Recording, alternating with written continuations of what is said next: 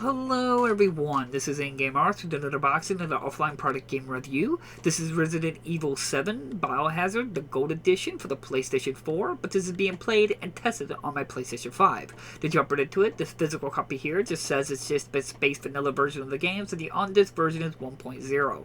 Now we know this obviously cannot be true, because this physical copy, the Gold Edition, comes with DLC on the disc. And most time when there is DLC, that means clearly the game is a more updated version of the game. Just sometimes when they reprint these physical copies, like the Gold Edition, Game of Year Edition, Complete Edition, they revert the number back to 1.0 for this particular physical version compared to the first release. I wish they wouldn't do that, but sometimes publishers or developers will do that.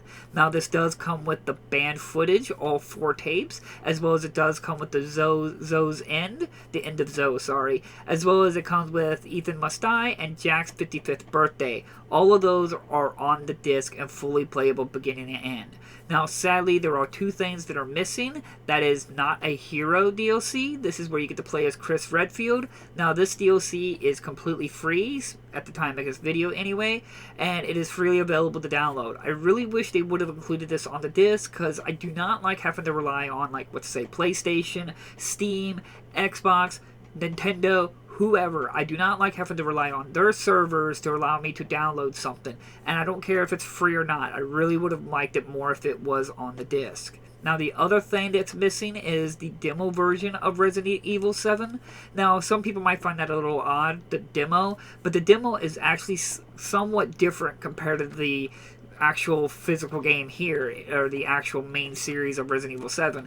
It is not that much different, but it does change and alter some little things and have some little aspects in terms of the experience in the game. So I really wish they had the demo version on disc as well. Now those are the main things that are missing. As like I said, I do play all my games completely offline with an unregistered account, and though my entire experience was generally flawless, there was one big issue. But before I go into that, I want to point out there was an update available. This update was 500 megabytes big and will take you to version 1.06 since the time making this video. And like I say, I play all my games with an unregistered account, and I was still unlocking trophies, which is extremely nice to see.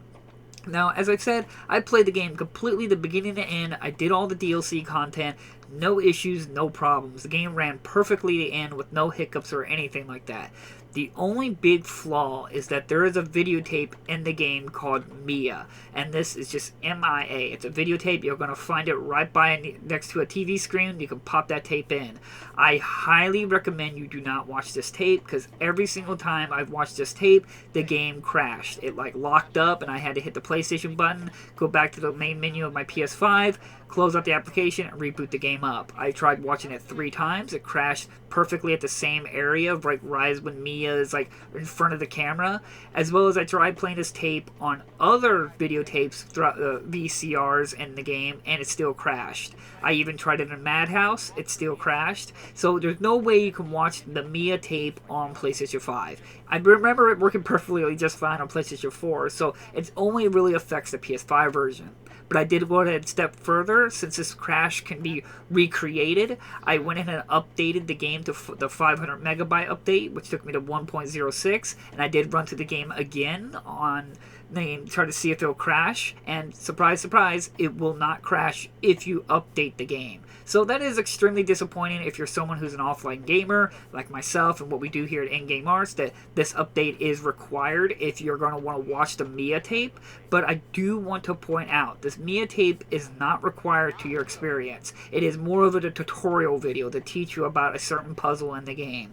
It is not necessary. All other videotapes within Resident Evil 7 works just fine on the PS5. It's just that one Mia tape. So it is disappointing and, immersion breaking that you cannot watch this tape, but it's not necessary. You can go through pretty much the entire game and not watch any of the tapes other than one particular one that you're required to watch, which there was no issues from my experience, but you can watch none of the tapes in this game and you can still progress throughout the entire game. So as much as it's frustrating and disappointing that Mia tape is a game-breaking bug for the PS5, playing on PS5, it's not required. So I don't think it's that big of a deal. The rest of the game, the gameplay, the combat, the enemies, and everything else all work perfectly fine at the beginning and end.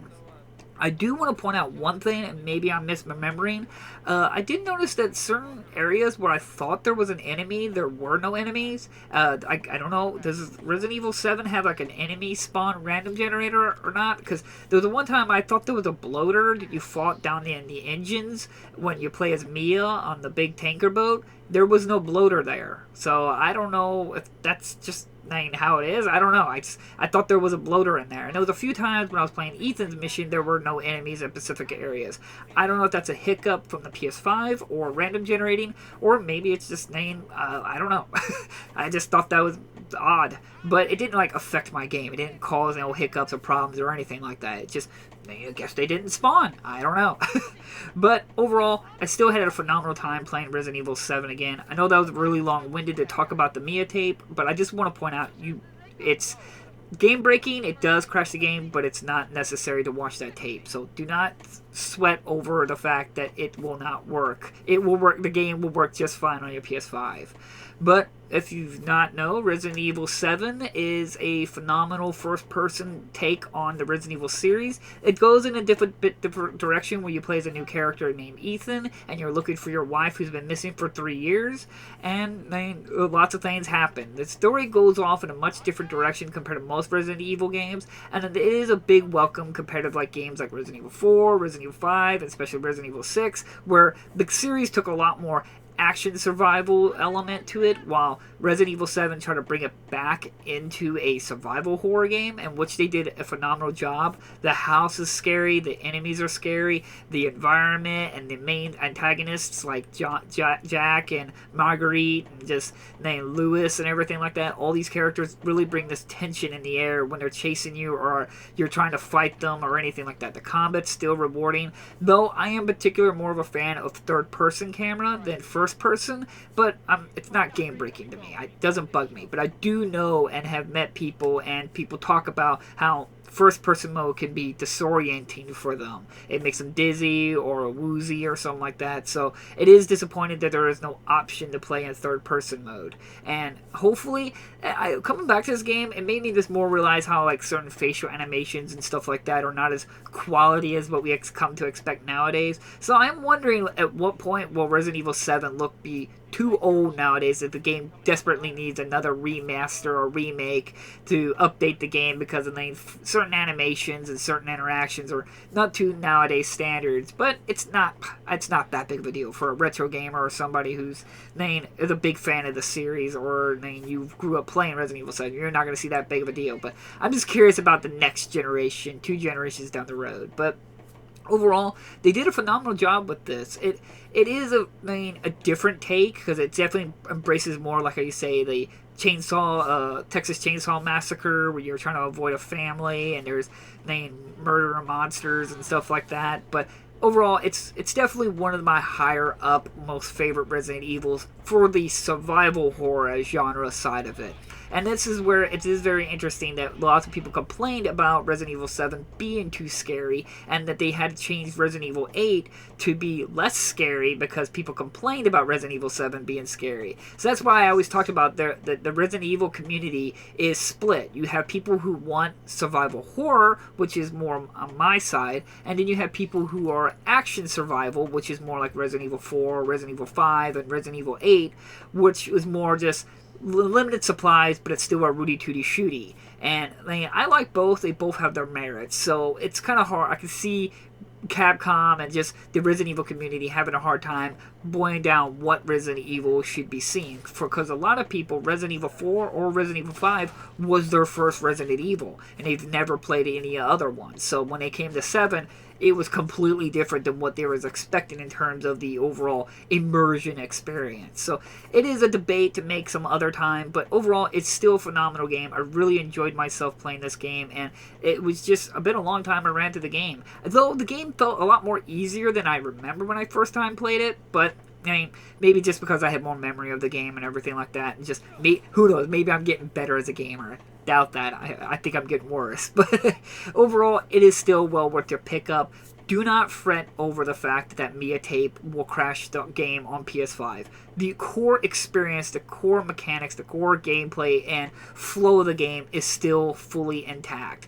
But if it is a game breaker or a big deal to you, remember you can download that 500 megabyte update and it will fix the issue. At least for me anyway, when I played it on my PS5. So like always, thank you all so much for watching. I will try to leave links down in the description if you're interested in a copy. And I'll see you guys in the next unboxing video. Bye-bye!